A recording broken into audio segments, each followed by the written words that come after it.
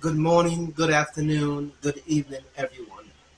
I don't know where you're tuning in from, but thank you for taking the time out to watch this video, to listen to me, and to get some nuggets and knowledge and information. I want to talk to you a little bit about being a single parent, fighting for custody or getting custody.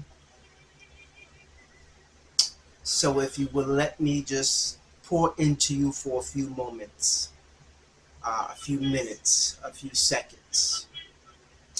By the time you watch this, it most likely will be a preview.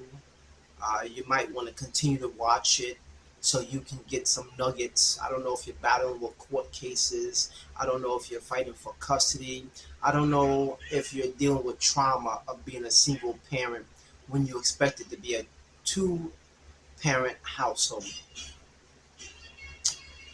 My name is Thomas Wilson. I am from the state of New York. I have custody of 4 kids altogether.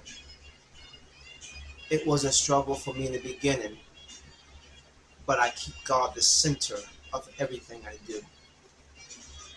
God is the reason that I fight for people, I minister to people, I give my testimony to people, and I try to hold great relationships and bond with people, whether they're friendship, whether they're co-laborers, whatever the relationship may detail or what it is.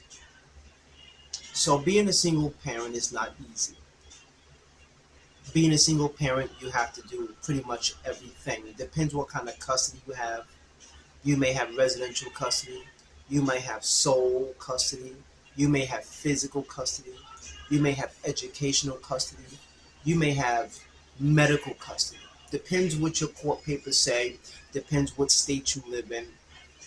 And depends what custody you have. The other parent, it's very hard in the state of New York to um, be a parent of the child and want to terminate the rights of the other parent.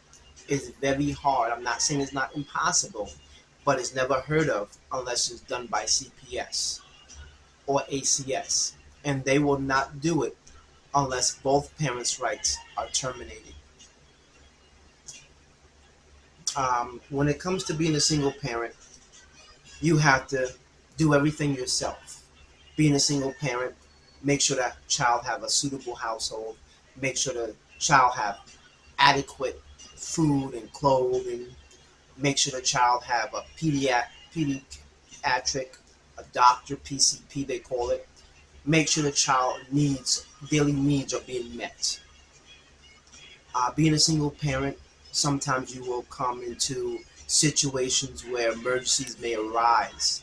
And if you have other children, you have to pretty much have a plan B, C, and D as a backup plan, just in case you have to take one of your children to the hospital or doctors. You also have to worry about transportation as a means of getting the child to the appointments or to school. Being a single parent is not easy. Um, Income, you have to look at your income. You have to look at your housing. You have to look at your education. You have to look at your mental status, your mindset. One most important thing you have to keep in mind is the support team that you have.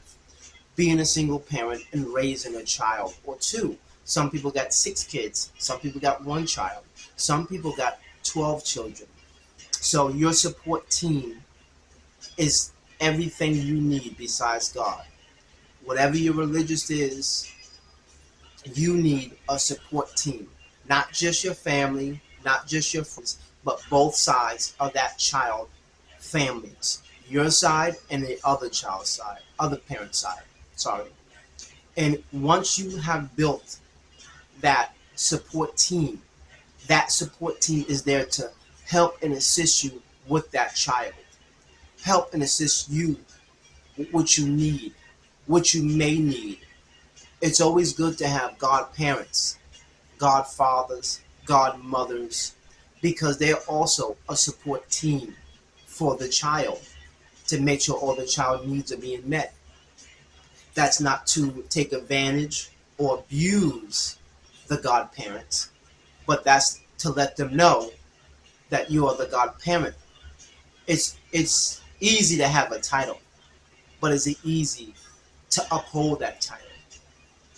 So I just come on for a few moments to let you know that you are not the only person that's fighting for custody. You are not the only person that is a single parent struggling. You're not the only person in this world, in your county, in your state, that's back and forth through family court, back and forth through Supreme Court, fighting for custody, arguing for custody, proving who is the better parent for custody. One thing the courts frown upon is you guys beating up each other in court or out of court. One thing the judge frown upon is negative impact around the child.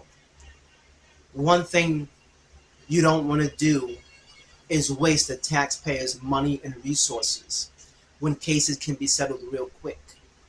If the other parent has neglect and it's the state versus them, you can help the state out, communicate with the law guardian for your child, which is a lawyer for your child. If the child been appointed a lawyer, communicate with the child lawyer. If you actually have custody of that child at the moment, because anytime there's an N docket, which is neglect docket, anytime there's a CPS or ACS docket, CPS has precedence over any petition that you file, especially here in the state of New York. Sometimes we struggle. You can live in a shelter and still seek custody. You can live in a shelter and still fight for custody.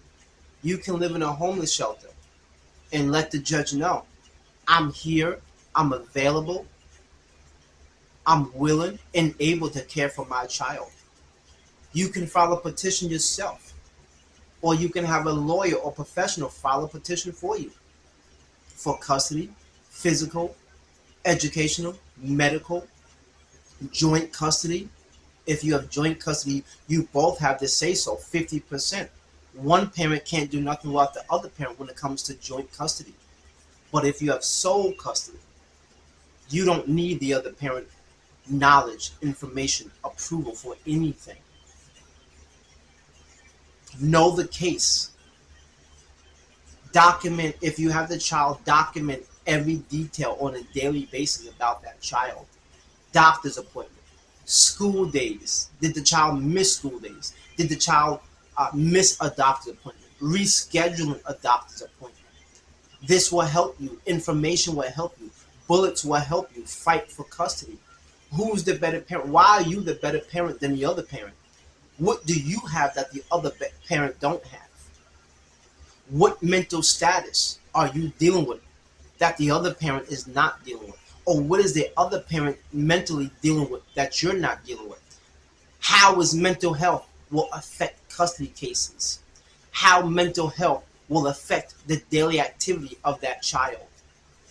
How will your employment affect the daily activity of that child? Are you home when that child get off the bus? Can you immediately leave work if the child gets sick at school? Do you have a backup plan when you can't leave work? And these are all the things that you should take into consideration when fighting for custody, arguing for custody, seeking custody. Is the other parent willing to co-parent with you? If not, why not? What agency after an N docket or neglect docket or CPS docket, once everything's over, the orders are all dismissed, how are you or the other parent going to get visitation to see the child if it's not supervised because of mental health? Or maybe you should argue the fact that after the N docket, which is the V docket, once the V docket come into place and the other parent have mental health issues, who's going to supervise that other parent with that child?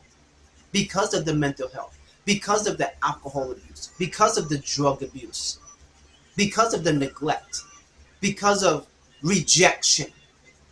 The other parent might not take rejection very likely. A no is rejection. You can't see the child today. You can't speak on the phone today. You can't FaceTime today. When dealing with mental health, you also may deal with a person that not only have mental health, but have a rejection problem, psychosis problem, borderline disorder problem, split personality problems, narcissist problems. All this stuff takes into consideration when someone continues to fight for custody, or when someone is looking for custody, or have filed a petition for custody. Do you know when you're dealt with a lawsuit, or given a lawsuit, or given a petition, or served a petition, that you can ask the judge to dismiss that lawsuit or dismiss that petition on the first appearance? It's unlikely they do it because they want to hear the case, but you have that right. You have that right for visitation. You have that right for custody. You have that right for FaceTime. You have that right for talking on the phone, parenting time. One thing the other parent who have custody don't want to do is interfere with the child and parent relationship.